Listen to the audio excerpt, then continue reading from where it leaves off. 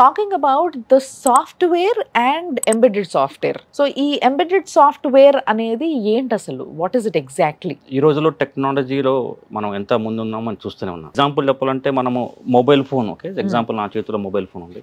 So ఎవరన్నా mobile phone లేకుండా we can't, అసలు ఎవరు బతకట్లేదు చిన్న పిల్లలతో సహా. సో కానీ యాక్చువల్గా ఈ మొబైల్ ఫోన్ కి ఎవరు తయారు చేస్తున్నారు ఏంటి అని మనం ఆలోచిస్తే, ఇంజనీరింగ్ లో కంప్యూటర్ సైన్స్ చేసిన వాళ్ళు ఈ మొబైల్ ఫోన్ లో ఆండ్రాయిడ్ యాప్ డెవలప్మెంట్ చేస్తారు.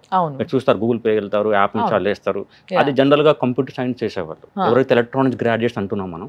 సో వాళ్ళు ఈ మొబైల్ ఫోన్ డిజైన్ చేస్తారు, ఈ హార్డ్వేర్ డిజైన్ చేస్తారు. Not only for hardware design, ఇది పవర్ ఆన్ అయినప్పుడు దాంట్లో బేసిక్ ప్రోగ్రామ్ ఉంటుంది, ఆ ప్రోగ్రామ్ కూడా వాళ్ళే రాస్తారు.